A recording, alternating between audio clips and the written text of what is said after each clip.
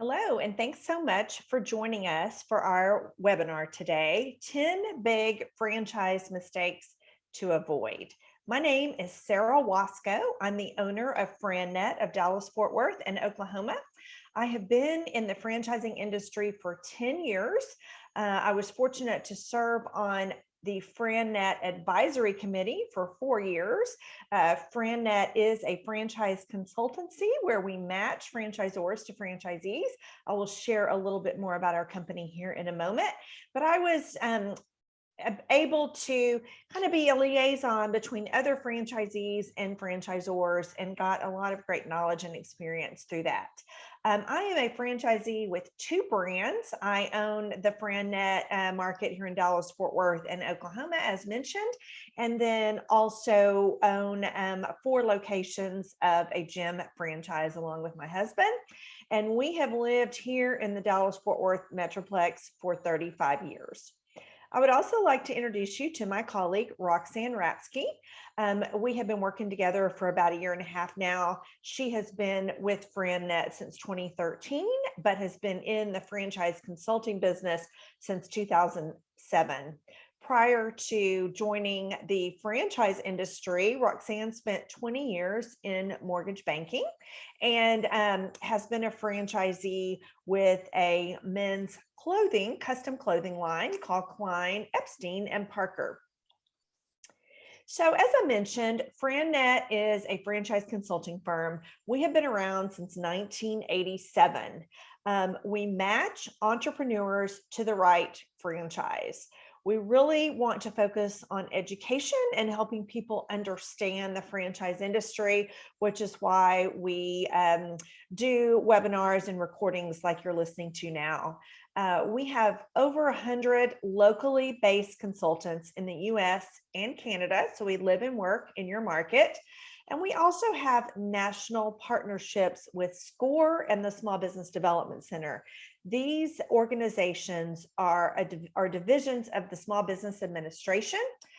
Both provide mentoring and consulting services at no cost to business owners and prospective business owners to help them get to the next level.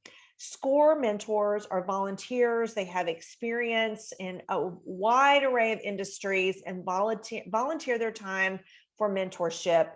The Small Business Development Center advisors are paid, but they are paid through our tax dollars, and they are affiliated with the community colleges in the various communities throughout DFW and Oklahoma. So you can reach out to a small business development center in your area and utilize their services at no cost because they are being paid through our tax dollars. So I highly recommend, if you're thinking about business ownership, to utilize these resources. So let's just jump right in to some common mistakes that many people make when they are choosing a franchise and how we can utilize some success strategies to avoid those mistakes. So first and foremost, mistake number one is choosing a franchise because you love the product or a service. And this might seem really confusing because people tend to migrate to industries that they've utilized or enjoy. So you might say, oh, that restaurant always has a long line. They must be really busy. So I think that I want to own that business. But just because they have a long line doesn't necessarily mean that they're profitable. Maybe they're short-staffed. Maybe they have high turnover. There could be a wide variety of reasons that they have a long line there. And just because maybe a business is successful doesn't mean that you have the skill set to be successful in that business. So success strategy number one is thinking about the skills that the business requires to succeed and how your skill set aligns with those. You want to choose a business because you possess the skills that are required by the owner. You also want to choose a business because it's in your budget. You can afford it. You don't want to be undercapitalized. You want to choose a business because owning it is going to give you the outcomes that are important to you. Will you be able to generate the income that you're seeking? What quality of life do you want? So, kind of back to that restaurant example, it may meet your desired income, but perhaps won't allow you the freedom and flexibility with your schedule that you're seeking. What kind of independence are you wanting? Kind of ties in with quality of life and flexibility, control, security for yourself and for your family. Will it allow you to leave a family legacy if that's something you want to do? Some people are geared towards leaving a legacy, having a business that can be run by their children at some point in the future. So really think about what your future exit strategy is and how that business will align with that. Mistake number 2 is choosing a franchise because you already have experience in that industry. That too may be a little bit of a surprise. I hear so commonly, and it's especially in IT, people that have an IT background want to own an IT business. But that still may not necessarily be in alignment with the role of the owner and what's expected from the owner based on what that individual's IT experience might be. The reality is less than 25% of franchisees are in the same industry as where they were employed. And it's kind of fun to watch people make that change and do something completely different as they transition out of corporate America and into business ownership.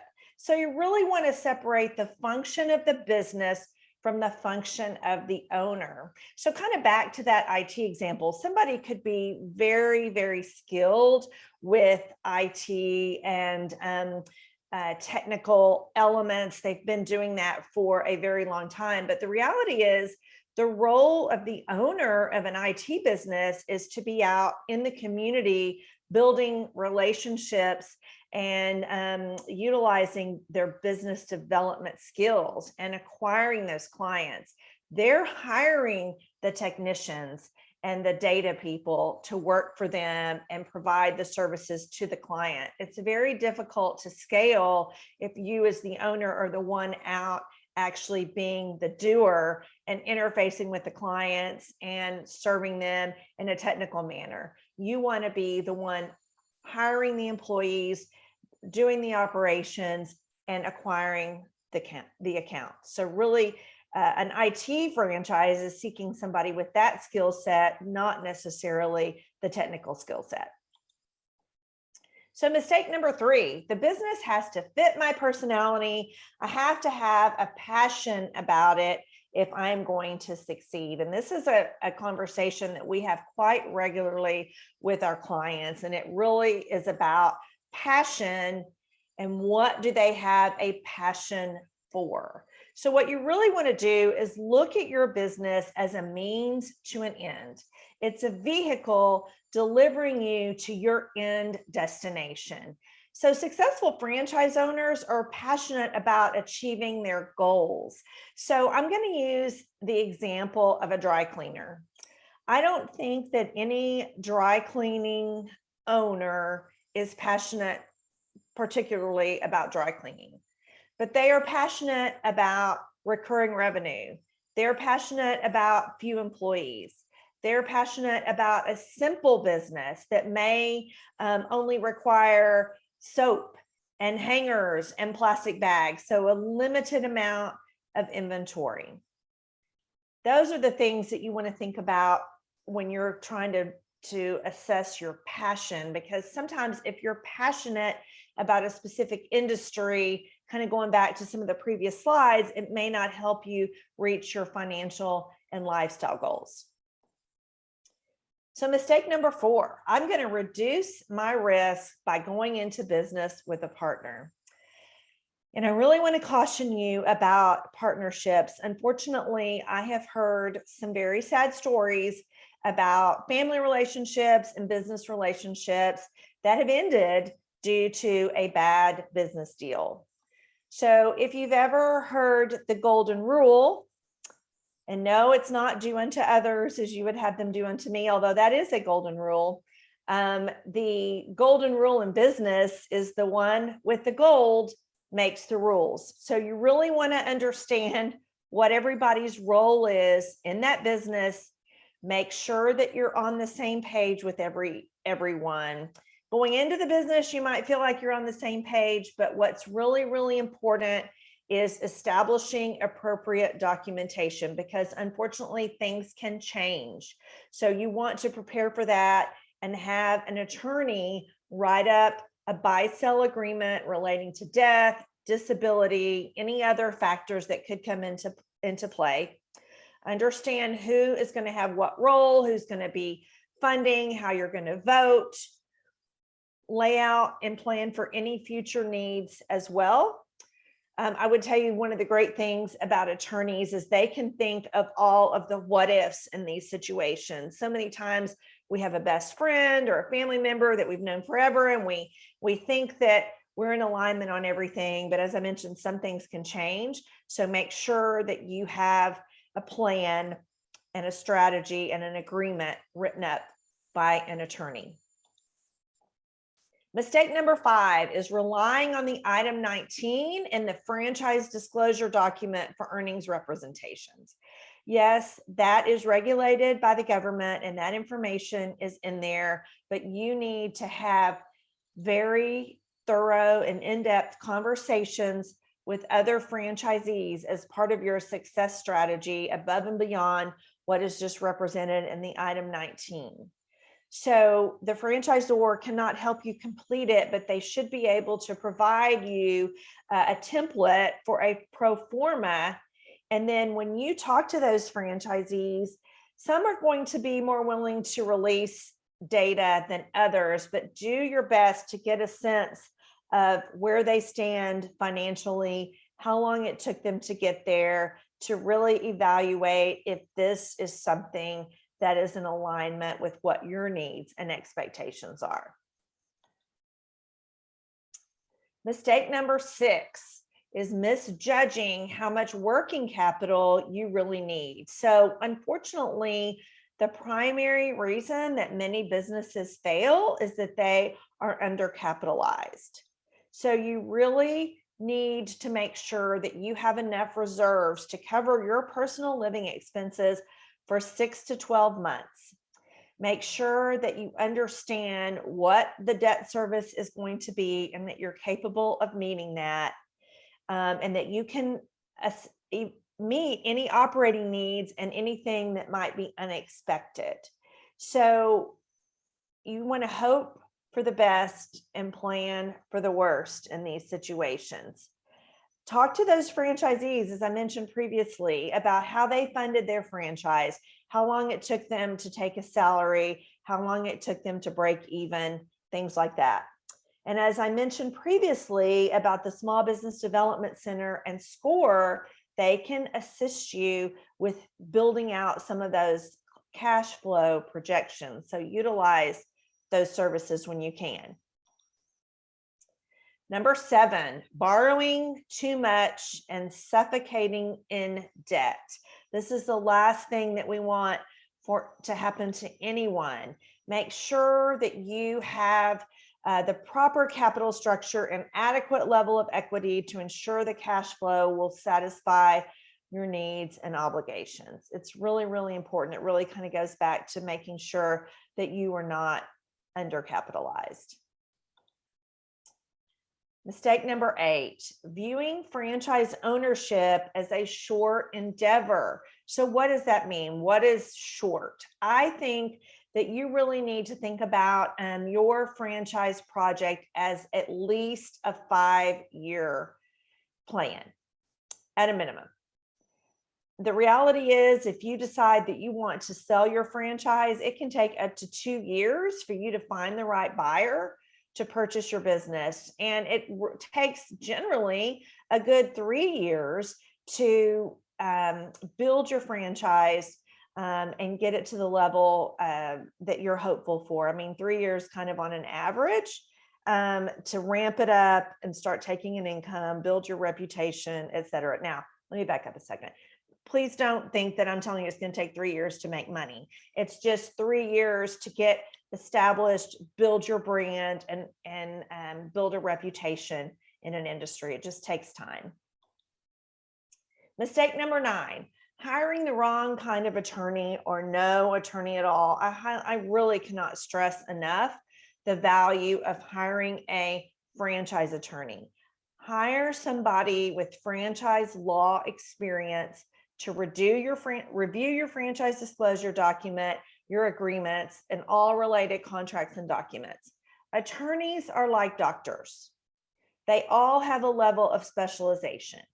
And a couple of years ago, I had a client that is an attorney, and he hired a franchise attorney. He said, I don't have experience with franchises. My expertise is, in another area.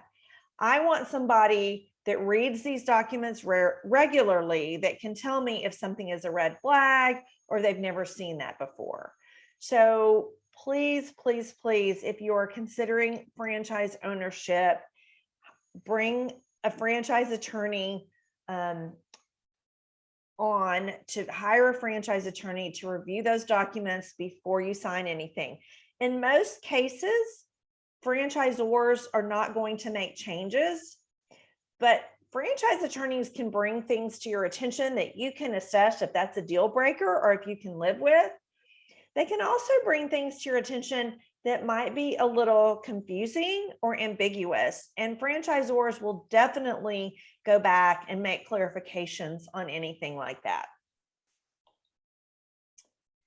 And our last mistake is number 10, which is not including your spouse and the decision process from day one. A lot of my clients will tell me that their spouse won't be involved in the business, and I totally get that. I mentioned that we own gyms. While I'm not actively involved in those gyms, I'm still involved because they affect our livelihood. They affect my husband's work schedule. So you really, really want to make sure that your spouse is on board with what you're doing. You need a support system. You need somebody to encourage you. There's going to be ups and downs in this business, and you want your spouse to understand what kind of comes along with this whole package. And as I said, be supportive. If we're working with clients whose spouse is not supportive, we will generally say, we think it's best for you to pause until you have that spousal support. So thanks so much for your attention today with these mistakes and success strategies. If you have an interest in learning more about franchise ownership and the FranNet process, I encourage you to go to FranNet.com, where you can find your local consultant if you're not in our market, and you can take our free entrepreneur profile. If you have any questions at all, please feel free to reach out to me directly. You can find Roxanne and I at these 2 website addresses. Of course, my email and phone number are listed here as well. Thanks so much for your attention, and we hope you have a great day. Bye-bye.